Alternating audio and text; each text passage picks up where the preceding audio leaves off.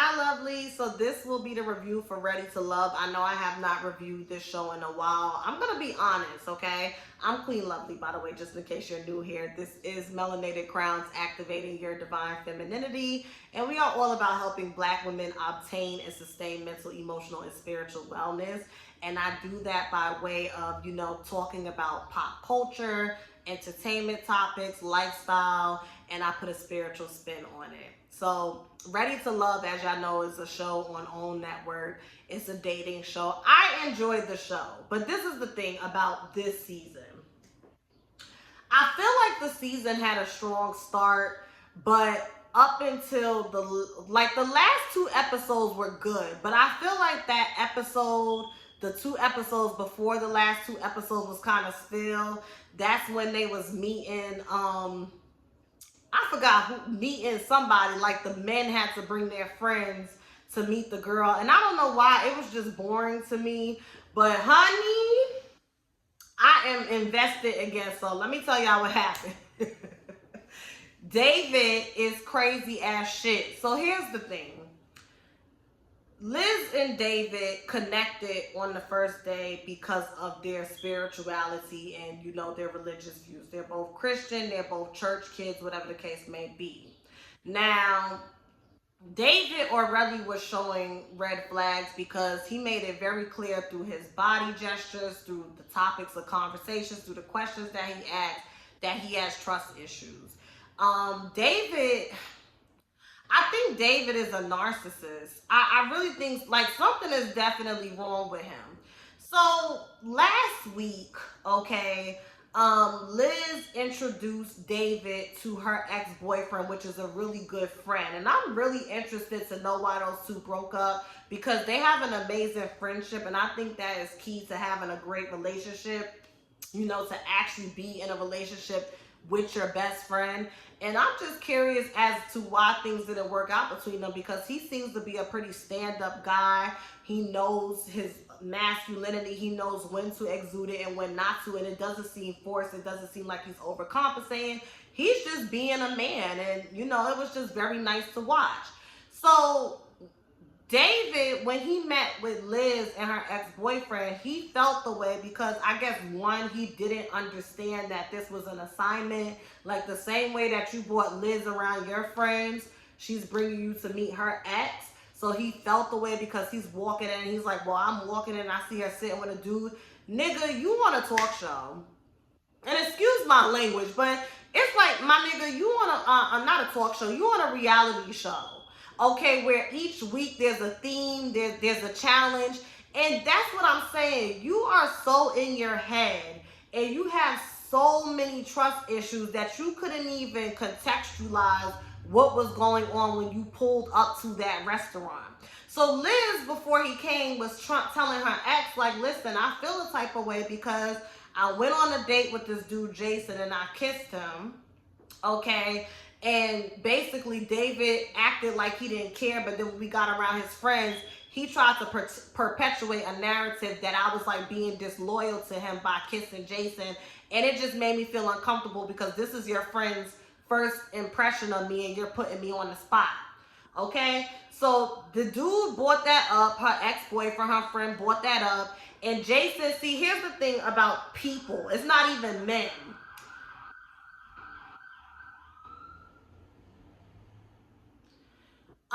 It's not even men. It's a people thing. When you are dealing with people that are emotionally abusive and manipulative, and that's what David is, and they get in the room with somebody who cares about the person that they're trying to get over, they get flustered. They get flustered because this person is seeing through your shit. See, Liz is blinded by y'all singing church songs and da-da-da-da-da, boom, boom, boom, boom, boom. And I think because Liz dates from a perspective of I'm not having sex until I get married, it's very easy, it's very easy to fall into the trap of men like David. Because David gives me that type of church man where it's like, there are some women that are raised in the church and they could be a little naive and not so discerning, which is a paradox in itself because they say when you truly are connected to spirit, you can discern and you should be intuitive and you should be able to pick up stuff. But who knows? I'm not going down that rabbit hole. And I think he's the type of person to play on the fact that Liz is a beautiful woman. And I don't get that Liz has low self-esteem or lacks confidence. I just get this energy of like, oh wow, this dude really wants to wait with me to have sex. Okay, let me hold on to him. Which is normal. I'm not judging her. Excuse me, but that's just the energy I get. This dude, David, gonna say, can we bring the masculinity down? No. He gets mad and leaves. So now we pick up where we left off last week, where Alexis is telling Ron he gotta go, and Liz is trying to tell David. This nigga comes, and before she could say anything, Liz, I just want to talk to you. I'm self-eliminating. And Liz, I'm so glad Liz said, but why wouldn't you tell me anything? We talk outside of this show, so you want to come on camera and self-eliminate and make me look like a fool so that I can't tell you you're not ready to love. It's kind of like, and she said it, she said, it's kind of like when you go to work and quit so you don't get fired. David, you are a clown. You are a fucking clown. And for you to be like, oh, when I see the enemy is trying to get in, I'm going to remove. Nigga, you're the fucking enemy. You're the fucking enemy. And I'm getting annoyed because I hate when people try to use spirituality and religion to evade accountability about their shortcomings. We all have shortcomings, myself included. Nobody is perfect. And if you have trust issues due to failed relationships and your personal insecurities and your fragile male ego, just take your ass to therapy after you leave church, after you've done talking to God about it. Go talk to a licensed clinical professional and get the help that you need. That's what scares me about people that be deep in the church. You got your nose so, you got a Bible so far up your ass that it trumps regular logic. What is it? Faith without work is dead. So you can pray to be a better person, but if you're not also using other tools such as a psychiatrist, a therapist, a counselor, shit, even a spiritual advisor or a life coach at your disposal, bye, David. Bye. I can't wait. I hope they do a reunion. I hope everybody's there because I want to see what David says talking about I'm self-eliminating. You knew your ass was about to go home. Here's the thing with Alexis, and I'm going to try to be really gentle with her because I don't want to kick nobody while they're down. Alexis, you are 35 years old and you are on a show called Ready to Love, right? And I always say that when I watch Ready to Love, it becomes abundantly clear why these people are single. Because first of all, Alexis, what exactly was it about Ron that made you think in your head that this nigga was like a perfect candidate to be your boyfriend? Ron has been shifty from day one. Ron, like his energy just gives me immature, not ready to commit, playboy. And see, I have to remember that when this show first came on, Alexis was coming off very hypersexual. She was coming off very aggressive. I think Alexis is like a man. You know how a man leads with his dick? I think you lead with your vagina. Like, why the fuck is AJ still there? Why is AJ still there? I don't even know who's in AJ's top 2 or 3. At this point, it's just the process of elimination. Why is AJ still there? And see, Alexis, I think you're upset because you know you're not about to go home with nobody. Let's just be real. Joelle has Vernisha and Kyra. Who else is there? Jason has Kyra and Liz. I don't know who AJ has. Who else is there? Chris has Amber. Like, Alexis, there's nobody left for you. Like, you put your eggs in the wrong baskets, sweetheart. You put your eggs, and see, what's his name? Jason seems to be a decent dude. He does. Jason really seems to be a decent dude. And she was trying to pursue him, but he couldn't get past the fact that if this shit don't work out, you still gotta bring your son to practice. I ain't mad at him. Yeah, they get to the ranch. Joel, you are disappointing me, darling. See, I've been riding for Joel. I've been saying he's a good man, Savannah. See, I've been riding for you, but that communication stuff, that would tick me off too. I'm with Bernicia on that. If we have plans, you say you're gonna call me, you're gonna meet me, and then you cancel, I don't care for that explanation when you was like, oh, well, if I didn't call you, that means the plans is off. You a whole grown-ass man with kids, and you was married before. You know how women fucking operate. You pick up the call and say, yo, I'm not gonna be there. Let me know something. Then they had this situation where Joel basically said, and Amber, I'm going to get on you in a second. I'm going to save you for the last. I got something for you. So basically, Joel and Bernicia get into it. Because basically, Joel, and when they was in the cellar with Nephew Tommy, Nephew Tommy said, if you could end the competition right now and go home, who would it be with? He said, Kyra. Now, his thing is, because at that time, me and you had a disagreement. Again, I am with Bernicia. We done had several disagreements. We going to have several more disagreements, and it does not sit well with me that you are willing to throw away the sum total of this whole experience that we are sharing off of one argument and go home with Kyra. To Joel's defense, I still like Joel. I agree with him being honest. He said, Tommy asked me a question, and in that moment I was honest, and I said that I would go home with Kyra, but that does not mean that she's my number one and I like her more. I could see how that sounds contradictory, but maybe he was just being petty. You know men are petty, and maybe his thing is like, well, shit, I don't know. You should have never said it. You should have never thought it. I don't know, Joel. I got my good eye on you. Bernicia looked good, though. To my point, I forgot that girl, the thick girl with the afro that was in the beginning of the season.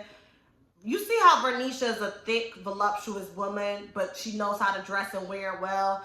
I feel like with the thick girl from earlier this season, she would dress real auntie-ish.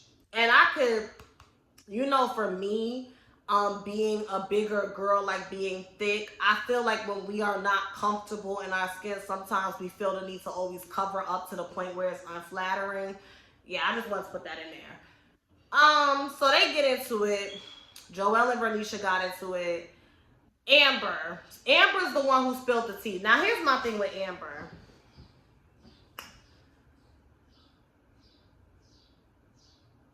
I think Amber has self-esteem issues, and let me tell you why. So she was in a relationship with a dude who came out gay, and they're still friends. Okay, now you, like, what I don't like about Amber and Chris's dynamic is that, like I said, Chris is too eager to let a woman take care of him. You have no shame in your game. Let me put some perspective on that statement. It's one thing to be in this space where you meet Amber, right? Amber is a district attorney. She makes great money. She's a prosecutor. She makes great money. You are a radio personality, right? So you meet this woman, and it just so happens that the career, you know, lane that she's chosen affords her to make, you know, about uppers 5 figures, close to 6 figures, right? And you do what you do on the radio. There's nothing wrong with that. You can't help that. The problem I have with Chris is, as a man, to be dating a woman who is professionally and financially accomplished like Amber, and maybe they have had these conversations, I'm just going off of what's on the television, that should motivate you to want to do more for yourself. I don't like the idea of a man being okay with a woman being the breadwinner. I could see if it's a situation where it's like, yeah, right now I make $65,000, but I do have plans to get into real estate, and I do have plans to start my business, and here's my business plan. I started calling people, and you know, I've been trying to get investors. Like, you're actively working to better yourself. So it's like, okay, this man is going to be able to match my fly financially, or he's going to surpass me. That's just not where he's at right now, but he's working towards it. The way Chris presents himself is if you're perfectly content with making the money you make, and it's like you're looking for a woman to compliment you.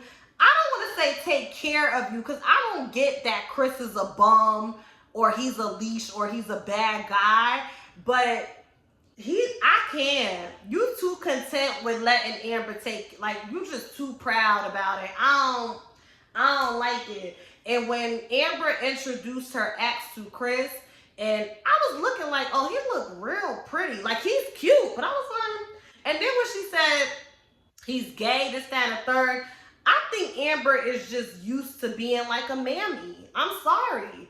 I think she's used to, like, she's been conditioned by the women around her and by observing to, you know, take care of your king, hold him down, and da-da-da-da-da, you know, be a strong black woman. You get out there and get your degrees, but it's okay for this dude to be a grown-ass man and just be fine with being a radio personality who don't make that line. If she happy, I'm happy, but Amber was just being real messy this episode, and the shit blew all the way up in her face when Alexis went off on her. And to be honest, Alexis, you dead ass wrong. You dead ass wrong. She went on a date and she gave the nigga a kiss. Like, probably was like a peck. We all know that she's riding with Chris to the end. You are mad, like I said, because you done put all your eggs in the wrong baskets and those bitches done fell out and broke and cracked. And it just is what it is. It can't be salvaged. I think if Nephew Tommy, Will Packer, y'all listening, y'all need to do like a preliminary Ready to Love boot camp. That's between 90 and 120 days. Get about 40 people. Have licensed therapists and relationship specialists and whatnot on there. Narrow it down to your 20 people or however many people y'all start with. And then do Ready to Love. Because these people do not be ready to love. If you have trust issues, why the fuck are you on the show? Why? If you have issues being vulnerable, why are you on this show? If you never been in a real relationship, why are you on this show? You are not ready to love. And I think the problem with this show is people pretty much get an idea of how it works. It's a competitive dating show. And they come in with the mindset to win and not to actually forge substantial romantic connections. And people just want to be exposed and, like, you know, have, you know, make their connections. It's just like, I don't know. I'm interested for this reunion, though. I'm interested for this reunion. This is my review on Ready to Love. Thank you so much for watching. Hit the thumbs up. Make sure you subscribe. Hit and enable that notification bell so you know when I post more videos such as this. And comment below and let me know what you thought about this episode. Bye.